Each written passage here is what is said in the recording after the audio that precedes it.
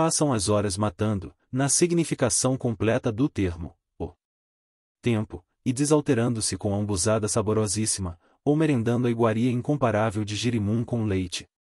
Se a quadra é propícia, e vão bem as plantações da vazante, e viço o panasco e o mimoso nas soltas dilatadas, e nada revela o aparecimento da seca, refinam a ociosidade nos braços da preguiça. Benfazeja. Seguem para as vilas e por lá se fazem festas de cavalhadas e mouramas, divertimentos anacrônicos que os povoados sertanejos reproduzem, intactos, com os mesmos programas de há 3 séculos. E entre eles a exótica encamisada, que é o mais curioso exemplo do aferro às mais remotas tradições. Velhíssima cópia das vetustas quadras dos fossados ou arrancadas noturnas. Na península, contra os castelos árabes, e de todo esquecida na terra onde nasceu, onde a sua mesma significação é hoje inusitado. Arcaísmo, 41. Esta diversão dispendiosa e interessante, feita à luz de lanternas e archotes, com os seus longos cortejos de homens a pé, vestidos de branco, ou à maneira de muçulmanos, e outros a cavalo em animais estranhamente ajaezados, desfilando rápidos em escaramuças e simulados recontros, é o encanto máximo dos matutos folgazãos. Danças. Nem todos, porém, a compartem. Baldos de recursos para se alongarem das rancharias, agitam-se, então, nos folguedos costumeiros. Encourados de novo, seguem para os sambas e cateretês. Ruidosos, os solteiros, famanazes no desafio, sobraçando os machetes, que vibram no choradinho ou baião, e os casados levando toda a obrigação, a família. Nas choupanas em festa recebem-se os convivas com estrepitosas salvas de rouqueiras e como em geral não há espaço para tantos, arma-se fora, no terreiro varrido, revestido de ramagens, mobiliado de cepos, e troncos, e raros tamboretes, mais imenso, alumiado pelo luar e pelas estrelas, o salão do baile. Despontam o dia com os largos tragos de aguardente, a teimosa. E rompem estridulamente os sapateados vivos. Um cabra de estalado ralha na viola. Serenam, em vagarosos meneios, as caboclas bonitas. Revoluteia, brabo e corado, o sertanejo moço. Desafios. Nos intervalos travam-se os desafios. Enterreiram-se, adversários, 2 cantores rudes. As rimas saltam e casam-se em quadras. Muita vez belíssimas. 42. Nas horas de Deus, amém. Não é zombaria, não. Desafio o mundo inteiro para cantar nesta função. O adversário retruca logo, levantando-lhe o último verso da quadra. Para cantar nesta função. Amigo, meu camarada, aceita teu desafio. O fama deste sertão. É o começo da luta que só termina quando um dos bardos se engasga numa rima difícil e titubeia, repinicando nervosamente o machete, sob uma avalanche de risos saudando-lhe a derrota. A noite vai deslizando rápida no folguedo que se generaliza, até que as barras venham quebrando e cantem as sericoias nas ipueiras, dando o sinal de debandar ao agrupamento folgazão. Terminada a festa volvem os vaqueiros à tarefa rude ou à rede preguiçosa. Alguns, de ano em ano, arrancam dos pousos tranquilos para remotas paragens. Transpõem o São Francisco, mergulham nos gerais enormes do Ocidente, vastos planaltos indefinidos em que se confundem as bacias daquele do Tocantins em alagados de onde partem os rios indiferentemente para o Levante e para o Poente e penetram em Goiás, ou, avantajando-se mais para o norte, as serras do Piauí. Vão à compra de gados. Aqueles lugares longínquos, pobres e obscuros vilarejos que o Porto Nacional extrema, animam-se. Então, passageiramente, com a romaria dos baianos. São os autocratas das feiras. Dentro da armadura de couro, galhardos, brandindo a guiada, sobre os cavalos ariscos, entram naqueles vilarejos. com um desgarre atrevido de triunfadores felizes. E ao tornarem, quando não se perdem para todo sempre sentindo na travessia perigosa dos descampados uniformes, arreatam a mesma vida monótona e primitiva. A seca. De repente, uma variante trágica. Aproxima-se a seca. O sertanejo adivinha-a e prefixa-a graças ao ritmo singular com que se desencadeia o flagelo. Entretanto não foge logo, abandonando a terra pouco e pouco invadida pelo limbo candente que irradia do Ceará. Bucle, em página notável, assinala a anomalia de se não afeiçoar nunca, o homem, às calamidades naturais que o rodeiam. Nenhum povo tem mais pavor aos terremotos que o peruano. E no Peru as crianças ao nascerem têm o berço embalado pelas vibrações da terra. Mas o nosso sertanejo faz exceção à regra. A seca não o apavora. É um complemento à sua vida tormentosa, emoldurando-a em cenários tremendos. Enfrenta-a, estoico. Apesar das dolorosas tradições que conhece através de um sem número de terríveis episódios, alimenta todo o transe esperanças de uma resistência impossível.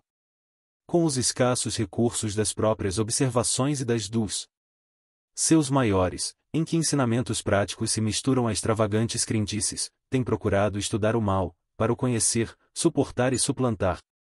Aparelha-se com singular serenidade para a luta. 2 ou 3 meses antes do solstício de verão, especa e fortalece os muros dos açudes, ou limpa as cacimbas. Faz os roçados e arregou as estreitas faixas de solo arável à orla dos ribeirões. Está preparado para as plantações ligeiras à vinda das primeiras chuvas. Procura em seguida desvendar o futuro.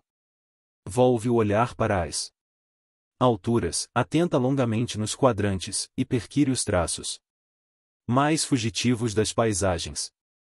Os sintomas do flagelo despontam-lhe, então, encadeados em série, sucedendo-se inflexíveis, como sinais comemorativos de uma moléstia cíclica, da sezão assombradora da terra.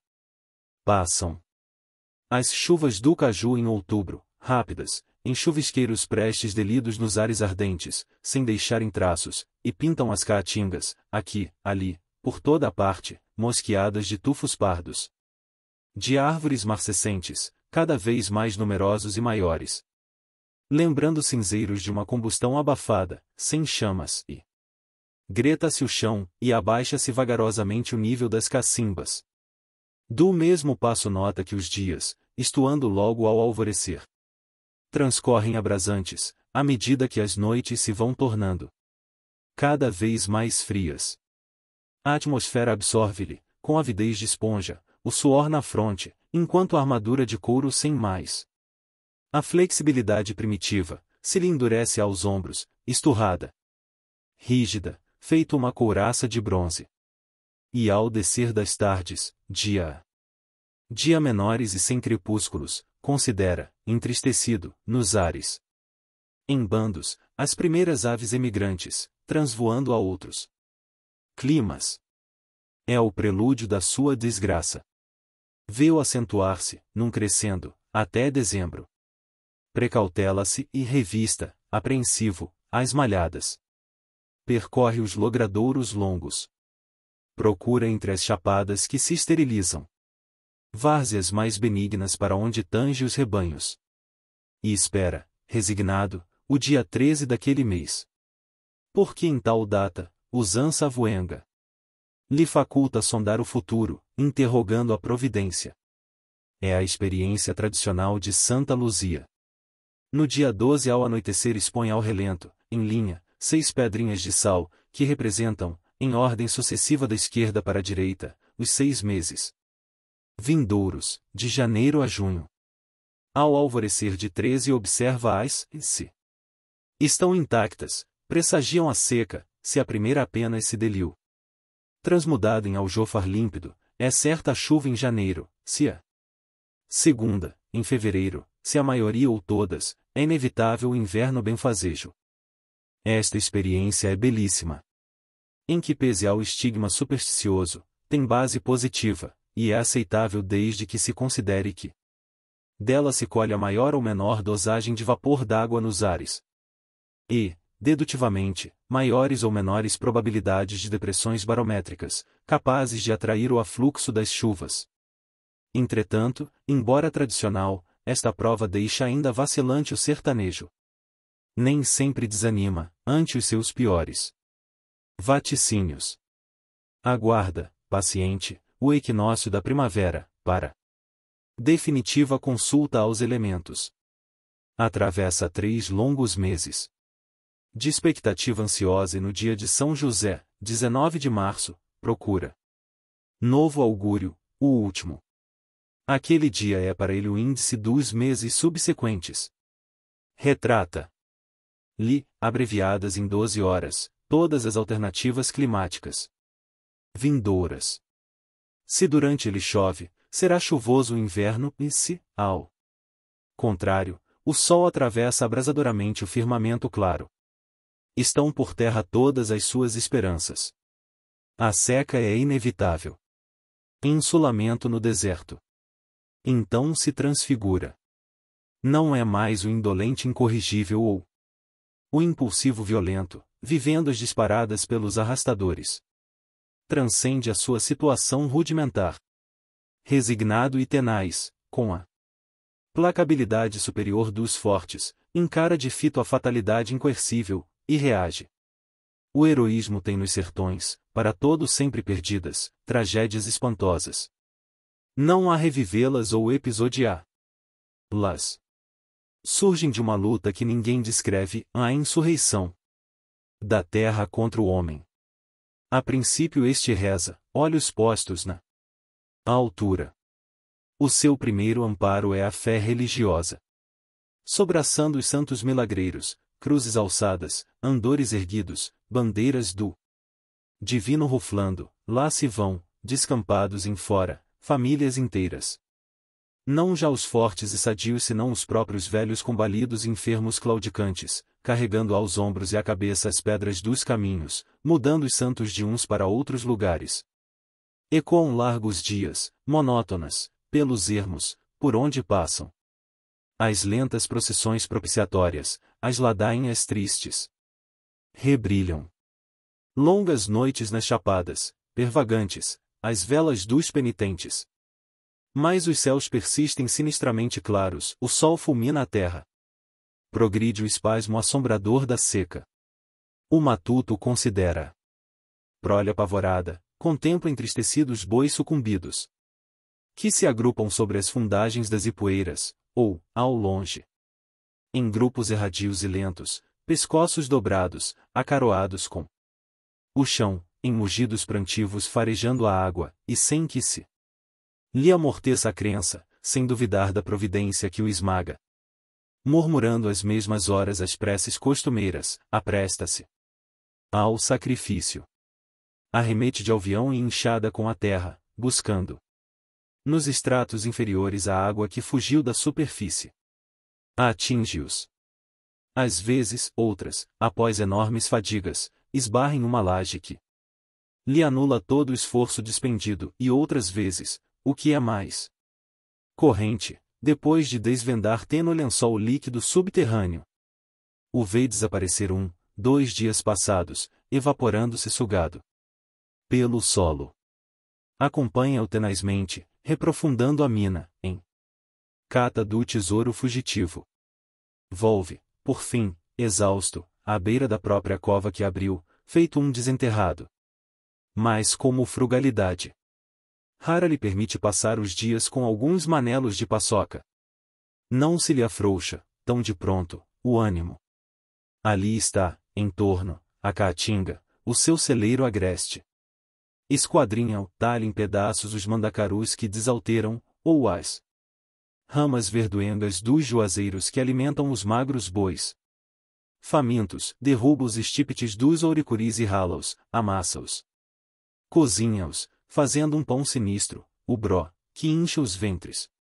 No infarte ilusório, empanzinando o faminto, atesta os jiraus de coquilhos, arranca as raízes túmidas dos umbuzeiros, que lhe dessedentam os filhos, reservando para si o sumo adstringente dos cladódios do xique-xique, que enrouquece ou extingue-a voz de quem o bebe, e demasia-se em trabalhos, apelando infatigável para todos os recursos, forte e carinhoso, defendendo-se e estendendo a prole abatida e aos rebanhos confiados a energia sobre humana. Baldam-se-lhe, porém, os esforços. A natureza não o combate apenas com o deserto. Povoa-a, contrastando com a fuga das seriemas, que emigram para outros tabuleiros, e jandaias, que fogem para o litoral remoto, uma fauna cruel. Miríades de morcegos agravam a magrém, abatendo-se sobre o gado, dizimando, chocalham as cascavéis, inúmeras, tanto mais numerosas quanto mais ardente o estio, entre as macegas recrestadas. À noite, a sussuarana traiçoeira e ladra, que lhe rouba os bezerros e os novilhos, vem beirar a sua ranchada pobre. É mais um inimigo a suplantar. Afugenta-a e espanta-a, precipitando-se com um tição aceso no terreiro deserto. E se ela não recua, assalta-a. Mas não a tiro. Porque sabe que, desviada a mira, ou pouco eficaz o chumbo, a onça, vindo em cima da fumaça, é invencível. O pugilato é mais comovente. O atleta enfraquecido, tendo a mão esquerda a forquilha e à direita a faca, irrita e desafia a fera. Provoca-lhe o bote a parar no ar, trespassando-a de um golpe. Nem sempre, porém, pode aventurar-se a façanha arriscada. Uma moléstia extravagante completa a sua desdita hemeralopia. Esta falsa cegueira é paradoxalmente feita pelas reações da luz, nasce dos dias claros e quentes, dos firmamentos fulgurantes, do vivo ondular dos ares em fogo sobre a terra nua. É uma pletora do olhar. Mal o sol se esconde no poente, a vítima nada mais vê. E está cega. A noite afoga-a, de súbito, antes de envolver a terra. E na manhã seguinte a vista extinta lhe revive, acendendo-se no primeiro lampejo do levante, para se apagar, de novo, à tarde, com intermitência dolorosa. Renasce-lhe com ela a energia. Ainda se não considera vencido. Restam-lhe, para desalterar e sustentar os filhos, os talos tenros, os mangarais das bromélias selvagens. Ilude-os com essas iguarias bárbaras. Segue, a pé agora, porque se lhe parte o coração só de olhar para o cavalo, para os logradouros. Contempla ali a ruína da fazenda, bois espectrais, vivos não se sabe como, caídos sob as árvores mortas, mal soerguendo o arcabouço murcho sobre as pernas secas, marchando vagarosamente, cambaleantes, bois mortos há dias intactos, que os próprios urubus rejeitam, porque não rompem a bicadas as suas peles esturradas, bois jururus, em roda da clareira de chão entorroado onde foi a guarda predileta, e, o que mais lhe dói, os que ainda não de todo exaustos o procuram, e o circundam, confiantes, urrando em longo apelo triste que parece um choro. E nenhum cereus avulta mais em torno, foram ruminadas as últimas ramas verdes dos juás. Trançam-se, porém, ao lado impenetráveis renques de macambiras. É ainda um recurso. Incendeia-os, batendo o isqueiro nas acendalhas das folhas ressequidas para os despir, em combustão rápida, dos espinhos. E quando os rolos de fumo se novelam e se diluem no ar puríssimo, vêem-se, correndo de todos os lados, em tropel moroso de estropiados, os magros bois famintos, em busca do último repasto. Por fim tudo se esgota e a situação não muda. Não há probabilidade sequer de chuvas. A casca dos marizeiros não transuda, prenunciando-as. O Nordeste persiste intenso, rolando, pelas chapadas, unindo em prolongações uivadas na galhada estrepitante das caatingas, e o sol alastra, reverberando no firmamento claro os incêndios inextinguíveis da canícula. O sertanejo, assoberbado de reveses, dobra-se afinal. Passa certo dia, à sua porta, a primeira turma de retirantes. Vê-a, assombrado, atravessar o terreiro, miseranda, desaparecendo adiante numa nuvem de poeira, na curva do caminho. No outro dia, outra. E outras. É o sertão que se esvazia. Não resiste mais. Amatula-se num daqueles bandos, que lá se vão caminho em fora, debruando de ossadas as veredas, e lá se vai. Ele no êxodo penosíssimo para a costa, para as serras distantes. Para quaisquer lugares onde o não mate o elemento primordial da vida. Atinge-os. Salva-se. Passam-se meses. Acaba-se o flagelo. Ei-lo de volta. Vence o saudade do sertão. Reemigra. E torna feliz. Revigorado, cantando, esquecido de infortúnios, buscando as mesmas horas passageiras da aventura perdidiça e instável, os mesmos dias longos de transes e provações demorados. Religião mestiça. Insulado deste modo no país, que o não conhece, em luta aberta com o meio, que lhe parece haver estampado na organização e no temperamento a sua rudeza extraordinária, nômade ou mau. Fixo à terra, o sertanejo não tem, por bem dizer, ainda capacidade orgânica para se afeiçoar à situação mais alta. O círculo estreito da atividade remorou-lhe o aperfeiçoamento psíquico. Está na fase religiosa de um monoteísmo incompreendido, eivado de misticismo extravagante, em que se rebate o fetichismo do índio e do africano. É o homem primitivo, audacioso e forte, mas ao mesmo tempo crédulo, deixando-se facilmente arrebatar pelas superstições mais absurdas. Uma análise destas revelaria a fusão de estádios emocionais distintos. A sua religião é, como ele, a mestiça. Resumo dos caracteres físicos e fisiológicos das raças de que surge, sumaria-lhes identicamente as qualidades morais. É um índice da vida de três povos. E as suas crenças singulares traduzem essa aproximação violenta de tendências distintas. É desnecessário descrevê-las. As lendas arrepiadoras do Caapora travesso e maldoso, atravessando o Célere, montado em Caititu arisco, as chapadas desertas, nas noites misteriosas de luares claros, os sacis diabólicos, de barrete vermelho à cabeça, assaltando o viandante retardatário, nas noites aziagas das sextas-feiras, de parceria com os lobisomens e mulas sem cabeça noctívagos, todos os mal assombramentos, todas as tentações do maldito ou do diabo, a esse trágico emissário dos rancores celestes em comissão na terra, as rezas dirigidas a São Campeiro, canonizado em Pártibus, ao qual se acendem velas pelos campos, para que favoreça a descoberta de objetos perdidos, as benzeduras cabalísticas para curar os animais, para amassar e vender sezões, todas as visualidades, todas as aparições fantásticas, todas as profecias esdrúxulas de Messias insanos, e as romarias piedosas, e as missões, e as penitências. Todas as manifestações completas de religiosidade indefinida, são explicáveis fatores históricos da religião mestiça. Não seria difícil caracterizá-las com uma mestiçagem de crenças.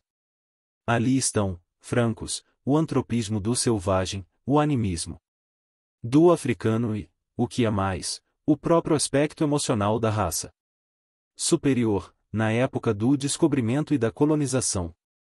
Este último é um caso notável de atavismo, na história. Considerando as agitações religiosas do sertão e os evangelizadores e messias singulares, que, intermitentemente, o atravessam, ascetas mortificados de flagícios, encalçados sempre pelos sequazes numerosos, que fanatizam, que arrastam, que dominam, que endoidecem, espontaneamente recordamos a fase mais crítica da alma portuguesa, a partir do final do século XVI, quando, depois de haver por momentos centralizado a história, o mais interessante dos povos caiu, de súbito, em decomposição rápida. Mal disfarçada pela corte oriental do de Manuel, o povoamento do Brasil fez-se, intenso, com D. João III, precisamente no fastígio de completo desequilíbrio moral, quando todos os terrores da Idade Média tinham cristalizado no catolicismo. Peninsular. 44. Uma grande herança de abusões extravagantes, extinta na orla marítima pelo influxo modificador de outras crenças e de outras raças, no sertão ficou intacta. Trouxeram-nas gentes impressionáveis, que afluíram para a nossa terra, depois de desfeito no Oriente o sonho miraculoso da Índia. Vinham cheias daquele misticismo feroz, em que o fervor religioso reverberava a candência forte das fogueiras inquisitoriais, lavrando intensas na península. Eram parcelas do mesmo povo que em Lisboa, sob a obsessão dolorosa dos milagres e assaltado de súbitas alucinações, via, sobre o passo dos reis, ataúdes agoureiros, línguas de flamas misteriosas, catervas de mouros de albornozes brancos, passando processionalmente, combates de paladinos nas alturas. E da mesma gente que após Alcácer Quibir, em plena caquixia nacional, segundo o dizer vigoroso de Oliveira Martins, 45 procurava, ante a ruína iminente, como salvação única, a fórmula superior das esperanças messiânicas. De feito, considerando as desordens sertanejas, hoje, e os messias insanos que as provocam, irresistivelmente nos assaltam, empolgantes, as figuras dos profetas peninsulares de outrora, o rei de Penamacor, o rei da Ericeira, errantes pelas faldas das serras, devotados ao martírio, arrebatando na mesma idealização, na mesma insânia, no mesmo sonho doentio, as multidões crendeiras. Esta justaposição histórica calca-se sobre 3 séculos. Mas é exata, completa, sem dobras. Imóvel o tempo sobre a rústica sociedade sertaneja, despeada do movimento geral da evolução.